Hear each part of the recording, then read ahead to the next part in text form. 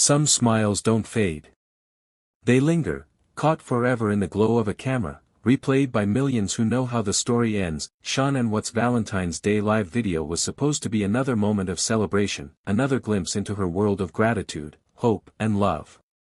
She spoke softly, full of energy, surrounded by the brightness she worked so hard to build, but what no one knew, what even she couldn't have imagined, was that this moment would become one of the last times the world would ever see her alive.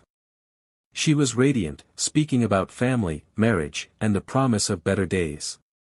To her audience, she was everything: strength, resilience, positivity. To herself, she was a woman fighting exhaustion with grace. But behind that warmth lived a truth she never shared, the feeling that something was slipping away. Months later, the same video that once inspired thousands would turn into a haunting relic. People wouldn't watch it for motivation anymore. They'd watch it for clues. For answers. For any sign that hinted at the horror to come. Because Shanann's Thrive wasn't just a brand, it was her lifeline. It was the language she used to push through pain, illness, and uncertainty. And that day, as she looked into the camera and wished others love, she was doing what she always did, holding herself together for everyone else. We remember her now not for the tragedy that followed, but for that strength, that fragile, luminous attempt to keep life beautiful even as cracks formed beneath it. Every frame of that video carries both light and warning. Every word feels heavier in hindsight. And behind the lens, somewhere in another room, was the man who would one day destroy it all, quiet, detached, invisible to the world she had built. That's the cruelty of this story. The moment she celebrated love was the moment love had already left her home. Because some heartbreaks don't begin with death. They begin with silence. The kind that looks harmless, until it devours everything in its path. Long before tragedy struck, the Watts family appeared to live the dream. A beautiful home in a quiet Colorado suburb. 2 radiant little girls, a new baby on the way, and a husband and wife who seemed perfectly in sync. Their life looked like sunlight, and that was exactly how Shanann wanted it to be seen. On Facebook, she shared everything: the laughter, the milestones, the moments that felt ordinary but were precious to her. Each post carried her signature optimism, gratitude for her family, for the life she was building, for the man she believed she could always count on. To those who watched, Shanann was more than a mother, she was a symbol of perseverance. She worked hard, loved harder, and gave her followers a version of happiness they wished they could have. But every perfect picture hides something. Behind the smiles and the warm captions, the cracks were beginning to form. Shanann's health struggles, their financial stress, and the growing emotional distance between her and Chris were all there, invisible, but present, buried beneath filters and positivity.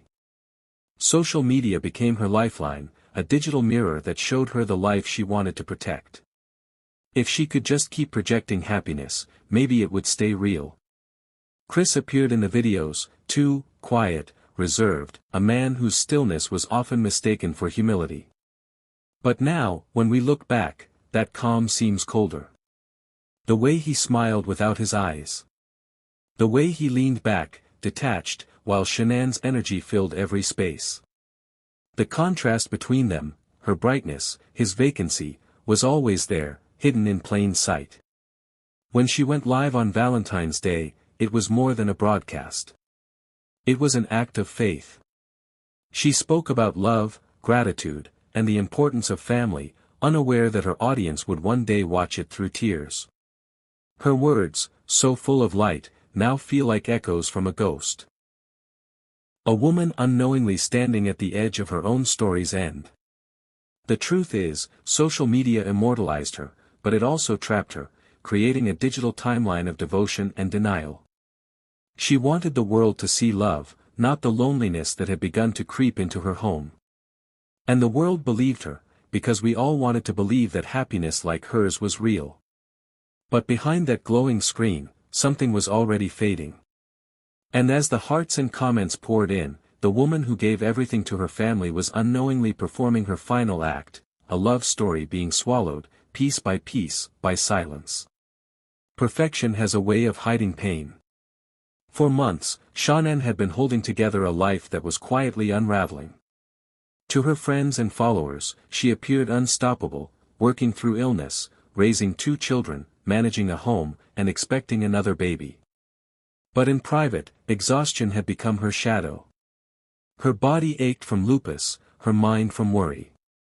Every morning, she put on her makeup like armor and smiled for the camera, even when her spirit trembled beneath the weight of uncertainty. Chris was changing. Slowly, almost imperceptibly, the man who once adored her began to withdraw. He stopped touching her as he used to. His laughter grew rare, his silence longer. He was present, but no longer there. When she spoke, his responses were mechanical, rehearsed, the polite echoes of a man already somewhere else. Shanann felt it. She didn't need words to know when love had gone cold. The more she reached for him, the more he slipped away. Her texts became emotional lifelines, small pleas to reconnect. "I miss you. Are you okay? Do you still love me?" His replies were short, detached, dismissive. Yet even then, she didn't give up. Because Shanann didn't believe in walking away from the people she loved. She believed in fighting for them. Money was tight. The new house, the credit cards, the constant pressure to project success. It was all catching up. But even as their finances crumbled, she clung to hope. Her Thrive business wasn't just a job, it was her belief system. If she could stay positive, maybe she could keep her world from collapsing. It wasn't denial, it was survival. Her friends saw the tension but didn't see the depth of it. They thought it was a rough patch, a busy season, something all couples go through. No one imagined that under the surface, something darker was festering, not anger, not hatred, but emotional decay. Chris wasn't raging. He was emptying. That's what makes this story so haunting. Evil didn't announce itself with shouting or bruises. It crept in quietly, through emotional withdrawal, through the slow killing of intimacy, through the silence that replaces love when one heart stops beating for another. By that Valentine's Day, Shanann's smile had become an act of endurance. She believed love could still win if she just held on long enough. But love cannot survive in a room where empathy has died. And in that silence, that cold, invisible void, the end had already begun. She just didn't know it yet. It began quietly, as all betrayals do. There was no announcement, no sudden change, only the slow, careful reshaping of a man who wanted to disappear from himself. Chris Watts started working out more. He paid attention to his reflection again, trimmed his beard differently, wore new clothes. Shanann saw these changes and smiled, believing he was bettering himself for their growing family. But beneath the surface, Chris wasn't reinventing for love. He was preparing for escape. At work, a woman named Nicole Kessinger entered his life. Intelligent, confident, independent, everything he once admired in Shanann, before he convinced himself that admiration was control. Nicole knew him only through the version he chose to show, the soft-spoken man trapped in an unhappy marriage, the quiet father who longed for peace. She didn't know the truth. That peace, for Chris, meant erasing his past entirely. Their affair began in secret, and like all forbidden things, it grew quickly. The thrill of being seen again, the intoxication of a fresh identity, it gave him the illusion of rebirth. With Nicole, he could pretend to be someone new. No responsibilities. No debt. No expectations. Just freedom. The problem with double lives, though, is that one must die for the other to exist. Chris began constructing his alibi through silence. He withdrew from his wife emotionally while performing the motions of normalcy.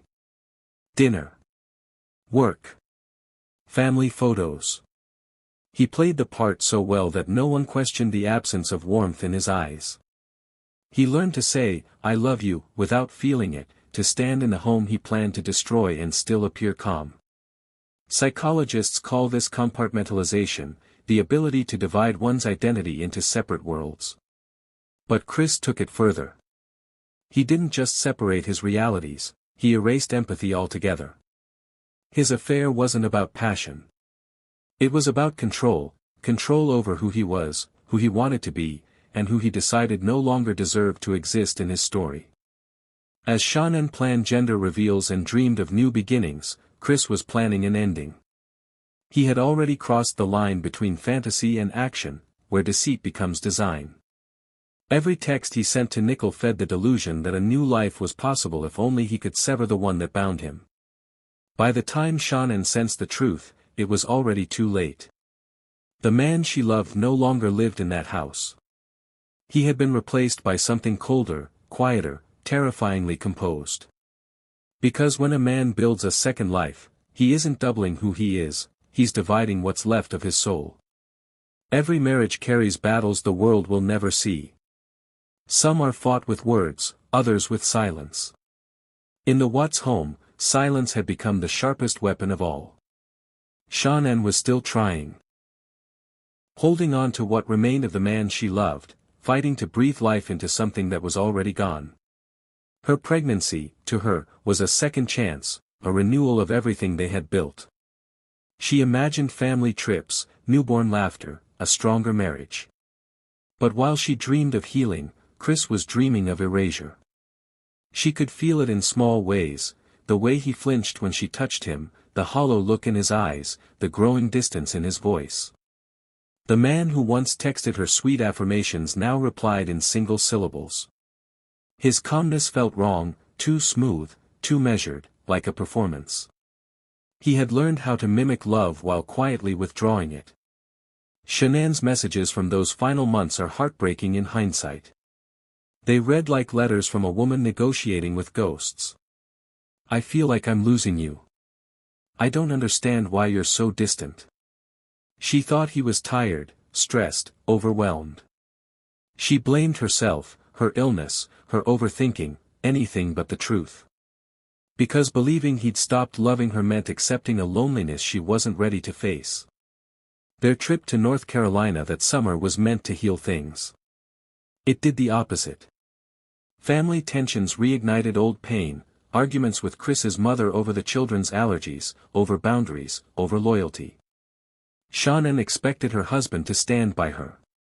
Instead, he withdrew further. His silence that week said everything, his heart had already left. When she returned home, she tried again. She arranged date nights, sent affectionate texts, told him she loved him even when it felt one-sided. She recorded videos for her Thrive community, smiling for her followers, masking her heartbreak with hope. Her optimism was both her gift and her tragedy. She believed love could always be repaired if you just held on tightly enough. But love can't survive when only one person is still fighting. Shanann was carrying new life inside her while her husband was carrying secrets. Secrets heavy enough to crush both of them. The unspoken battles between them were never about anger. They were about indifference, the slow death of empathy. And that is what makes this story so unbearable. Because evil doesn't always shout. Sometimes, it whispers through silence, through avoidance, through the quiet moments when someone who once saw you as everything begins to see you as nothing. Shanann never stopped believing they could be saved, she just didn't realize she was the only one left trying. When the police first entered the Watts home, the air was still, unnaturally still. Shanann's purse sat on the counter.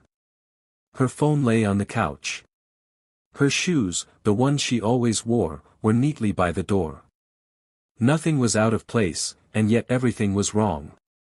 It was the kind of silence that doesn't comfort, it suffocates. Chris greeted the officers with a practiced calm, his voice even, his movements measured. He talked too much, as if words could build a wall between himself and what he'd done. On the bodycam footage, his gestures seem rehearsed, opening doors, explaining, over-explaining, performing the role of a worried husband while his heart remained disturbingly steady.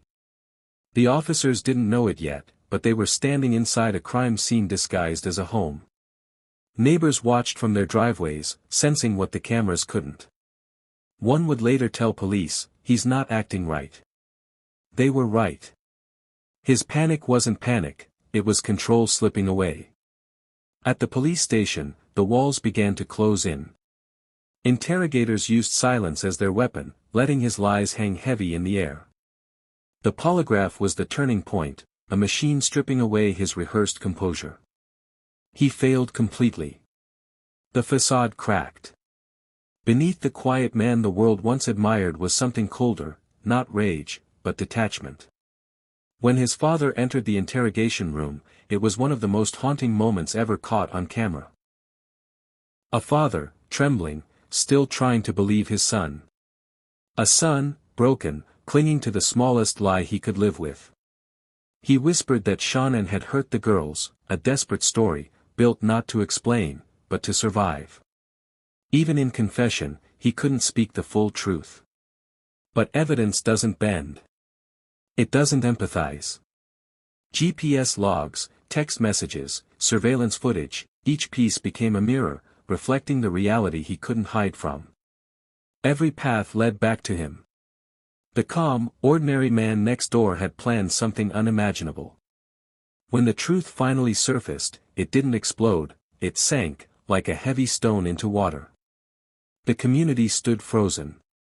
Reporters spoke in disbelief. And those who had once envied the Watts family's perfection now stared at that same house as if it had swallowed light itself. Beyond the crime scene, beyond the cameras and interrogations, one haunting question remains, not how he did it, but how he could. Because when a man looks into the eyes of the people who love him most, and sees obstacles instead of blessings, what's left inside him isn't humanity. It's emptiness wearing a human face. When the courtroom doors finally opened, it wasn't just justice waiting inside, it was the wreckage of two families who would never recover. The air was thick with grief, the kind that doesn't cry out but hums beneath the skin. Every chair, every whisper, every stare carried years of pain condensed into a single, unbearable silence. On one side sat Shanann's parents, Frank and Sandra Rzusek, holding each other as if the world might fall apart if they let go. They had already lost their daughter, their granddaughters, their unborn grandson. Now they had to sit across from the man they had once welcomed into their home, the man they had trusted to protect everything he destroyed. Their eyes stayed fixed ahead, not because they couldn't bear to look at him, but because looking meant remembering that love had failed them in the cruelest way imaginable. Across the aisle, Chris's parents sat just as broken. Cindy and Ronnie Watts looked hollow, stripped of belief, crushed beneath the reality that their son was both alive and lost forever. How does a parent reconcile that kind of paradox, mourning your grandchildren while your child, their killer, still breathes? They wept quietly, trapped in an endless loop of guilt and disbelief, searching for the little boy they raised in the hollow shell sitting before them. When the judge read the charges, 5 counts of murder, the words fell like stones. The sound of them didn't bring closure. It brought weight. No sentence could balance what had been taken. No verdict could rebuild what was gone. Shanann's family spoke in trembling voices. They forgave, not for him, but for themselves. Their forgiveness was not peace, it was survival. Chris's parents remained silent, their tears the only testimony they had left. The two families never spoke to each other again. The gulf between them was too wide, carved by betrayal, misunderstanding, and shame. Outside the courthouse, reporters shouted questions that no one could answer. Cameras flashed, capturing faces that had already aged years in a matter of months. When it was over, there was no victory, only the faint echo of footsteps as two families left the same building in opposite directions, carrying pieces of the same grief they could never share. In the end, both sides lost everything. One lost their loved ones. The other lost their son. And between them lies the truth no one wants to face, that even in justice, there is no healing. There is only endurance. The murders were over, but the story was far from finished. The moment Chris Watts' name hit the news, the world stopped, not out of curiosity, but disbelief. The perfect family everyone had once admired had become the centerpiece of the internet's darkest fascination.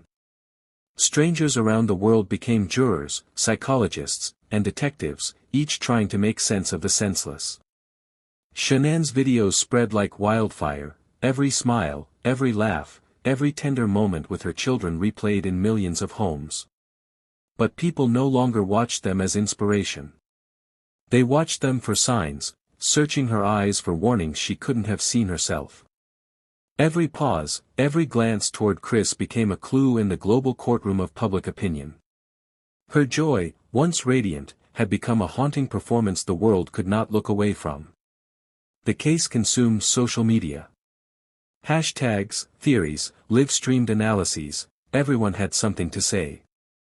YouTubers dissected footage frame by frame. True crime channels built timelines. Commenters argued over motive. Some empathized with Shanann, others, cruelly, picked her apart, accusing her of being controlling, of driving him away, of pushing too hard. In death, she was forced to defend herself against strangers who never knew her at all. Kris, meanwhile, became a symbol of deception, the soft-spoken killer, the man who smiled for the cameras while hiding annihilation behind his eyes. His interviews were watched not for truth, but for tells, the shift in his body language, the flicker of guilt across his expression. People studied him as though understanding him might protect them from someone like him. The world didn't just watch, it fed on it. Each new document release, each unreleased photo, each interview was treated like a discovery. The tragedy became content. The victims became data points. It was no longer grief, it was consumption. And yet, beneath all the noise, one thing was clear, the story struck a nerve because it felt too close to home. It shattered the illusion that danger wears a monster's face. It reminded people that evil can live in the quiet husband next door, in the polite coworker, in the man who says, "I love you," and means nothing by it. The Watts case became more than a headline. It became a mirror, reflecting the dangers of performance, of image, of believing that a perfect picture equals a happy life. And as millions kept watching, one chilling truth remained: the world couldn't look away, not because it didn't understand what happened, but because it feared it could.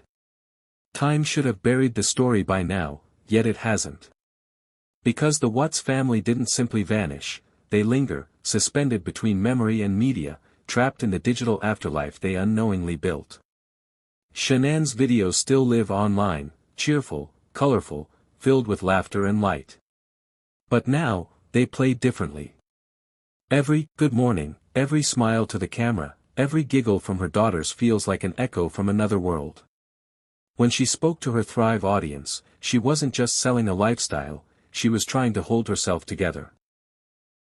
Her voice, once a symbol of motivation, has become haunting. It's not just what she said, it's what we hear now between the lines. The pauses. The nervous laughs. The effort it took to stay composed while her world quietly fractured off-screen. Those videos were her safe space, her sanctuary, but now, they are her ghost. Her digital presence became her immortality. Every post, every comment, every video was meant to celebrate life, but in death, it became evidence, proof that she lived fully and loved endlessly. Strangers scroll through her page as if visiting a memorial. They write to her. They tell her they wish they could have saved her. Some cry.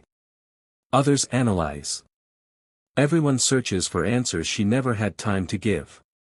But that's the dark beauty of the internet, it never forgets. It preserves joy and grief in equal measure. It gives voice to the dead, even when they can no longer speak. Shanann's videos are no longer just content, they are a haunting archive of innocence interrupted. They remind us that behind every smiling screen could lie a private storm. Meanwhile, Kris's name lives in infamy, a synonym for betrayal, for evil wearing normalcy like a mask. His face appears beside hers in search results, forever tethered to the woman and children he erased. And yet, she overshadows him even now. Her memory, vibrant, determined, luminous, outlives his cold silence. The house they once shared stands like a monument to illusion. It has been sold, repainted, renamed, but digitally, it will always be that house. On Google Earth, in documentaries, in endless online debates, it remains unchanged, frozen in the moment before everything fell apart. We live in an age where ghosts don't fade. They loop endlessly, in pixels, in videos, in headlines. Shanann wanted her life to inspire. She succeeded. But not in the way she imagined. Because even now, years later, when her voice plays through a screen, it still fills the room, bright, kind, alive. Daring the world to remember what love looked like before it was taken. Inside a maximum security prison in Wisconsin, Chris Watts wakes up every morning to a silence that mirrors his own soul. The world outside has moved on, but for him, time has stopped. His life is measured in footsteps between a cell door and a concrete wall, in prayers whispered to a God he claims has forgiven him, and in letters written to strangers who still want to understand why he did it. He has become a ghost in a living body, existing, not living. His days are routine, breakfast trays, roll calls, work shifts, and long hours of reflection that lead nowhere. Inmates avoid him. Even among killers, there are lines you don't cross, sins you don't share space with. To them, Chris isn't a man. He's a reminder that evil doesn't always roar, sometimes it whispers in a soft, steady voice. In his letters, he writes about faith. About finding redemption through God. He speaks of prayer and forgiveness, of wanting to make peace with his choices. But forgiveness, when sought by those who destroyed innocence, feels hollow, a word stretched beyond meaning. He calls his daughters, my little angels, now, as if language could absolve the blood on his hands. Every night, when the lights go out, he says he dreams of them, of Shanann's laughter, of Bella's voice, of Celeste's endless energy, of baby Nico who never got to take his first breath. But in those dreams, they never speak back. They simply stand there, watching him, as if asking the question he'll never be able to answer, why? Psychologists describe men like him as emotionally detached, but what's left when detachment becomes a way of life? In the rare interviews he's given, his tone is disturbingly calm. He describes the events not as tragedy, but as observation, like someone recounting a story that happened to another person. His eyes don't betray rage or remorse. Only vacancy. He spends his time reading the Bible, underlining verses about grace and punishment.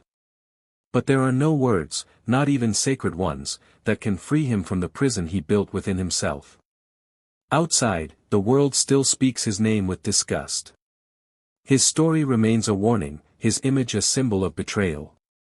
And yet, within those cold walls, he continues to breathe, proof that justice can cage a man, but it can never resurrect the humanity he chose to destroy. Because Chris Watts isn't serving time, that he's serving eternity, one silent heartbeat at a time. Years have passed, yet one question still echoes louder than all the others: why, not how. Not when. Those answers are documented, dissected, and replayed. But the why, the dark heart of it, remains unreachable. What could make a man destroy the very people who looked at him with love? Chris Watts has given explanations, but none of them satisfy. Each confession reshapes itself. One moment it was a crime of passion, the next a blackout, the next a twisted version of mercy. But none of those words fill the silence left behind. The truth shifts like smoke because there's something even he can't face, that perhaps there was no reason. No anger. No impulse. Only emptiness. That is the most terrifying part.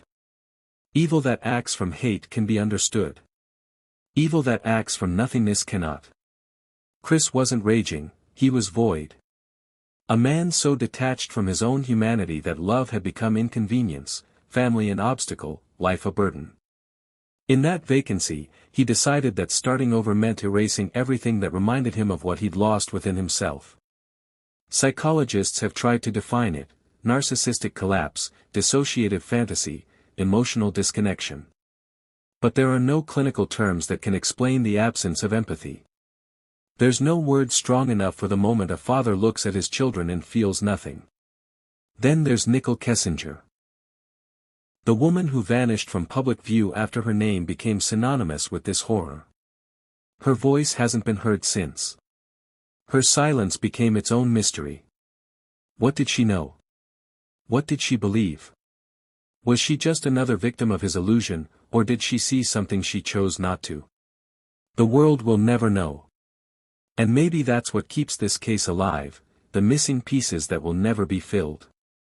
Because the Watts case isn't just about murder. It's about the psychology of illusion, how someone can live two lives at once until both collapse. It's about a society obsessed with perfection, blinded by the belief that happy pictures equal happy homes. It's about the thin, invisible line that separates the ordinary from the unthinkable. Every documentary, every podcast, every late-night conversation still circles the same question: could this have been stopped? But maybe that's the wrong question. Maybe the truth lies not in prevention but recognition, in learning to see the masks people wear, the silences they build, the smiles that don't quite reach their eyes. Because what we still don't know isn't just about Chris Watts. It's about the darkness we all pretend could never live among us, until it does. Some stories don't end when the sentence is read. They linger, not in courtrooms or headlines, but in the quiet corners of the human heart. The Watts case is one of them. It continues to haunt because it forces us to confront something most of us would rather ignore, that evil doesn't always look like evil. Sometimes it looks like love. Shanann Watts believed in the beauty of family. She believed that love could heal anything, that gratitude could fix what was broken, that hope, spoken often enough, could make life whole again. Every post, every live video, every smile was an act of defiance against exhaustion, loneliness, and fear. She wanted to show the world that happiness was possible. She never realized that she was living beside a man who had already stopped believing in anything at all. Chris Watts became the symbol of quiet deception, the reminder that monsters do not always shout or strike in rage. Sometimes they whisper. Sometimes they blend in. Sometimes they tuck their children into bed and kiss their wives goodnight before destroying everything. His face is not the face of madness, it's the face of the ordinary, and that's what terrifies us most. Two families remain, each carrying grief in different forms. Shanann's parents mourn what was stolen. Chris's parents mourn what their son became. Between them lies a silence that will never heal, a canyon carved by betrayal, love, and disbelief. There are no winners here, only survivors. And yet, through the pain, Shanann's voice still rises. Her laughter still echoes through the recordings she left behind. Her legacy outshines his darkness. Every time her videos play, she reminds the world that she lived for love, that her life, not her death, is what should be remembered. The Watts tragedy is not just about one man's crime. It's a mirror reflecting our age, an era obsessed with image, distracted by performance, and blinded by the comfort of illusion. We share the best parts of ourselves online and hide the rest in silence, forgetting that silence can be deadly. Perhaps that is why this story endures. Because beneath its horror lies a warning, that love, real love, must be seen, spoken, nurtured, not performed. And in remembering Shanann, we remember that the truest strength is not in pretending life is perfect, but in surviving when it isn't. Because her story, though stolen, still speaks, not as a tragedy, but as a reminder, that light, even when extinguished, can still outshine the dark.